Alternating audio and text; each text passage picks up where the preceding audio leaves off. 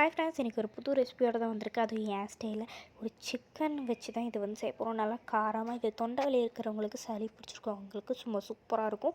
First வந்து ஒரு வடைச்சட்டி வச்சுக்கோங்க. அதில் வந்து மிளகு போட்டு நல்லா வதக்கி எடுத்துக்கோங்க. அப்புறம் சோம்பு, சீரகம் போட்டு வதக்கி எடுத்துக்கோங்க. அப்புறம் வந்து வரமிளகா வந்து போட்டுக்கோங்க. நான் 2 போட்டிருக்கேன். அதை போட்டு ஆற விட்டுட்டு நல்லா வந்து அரைச்சி எடுத்துக்கோங்க. அரைச்சி எடுத்தோன்னே சைடில் வந்து சிக்கனை நல்லா வந்து கட் பண்ணிக்கோங்க. கட் பண்ணிவிட்டு அது கூட வந்து தயிர், இஞ்சி பூண்டு பேஸ்ட்டு, உப்பெல்லாம் போட்டு கலக்கிட்டு நம்ம அரைச்சி வச்சுருந்த போட்டு எடுத்து நல்லா சேர்த்து ஃப்ரிட்ஜுக்குள்ளே வச்சு கொஞ்சம் நேரம் வச்சுட்டு எடுத்துக்கலாம்.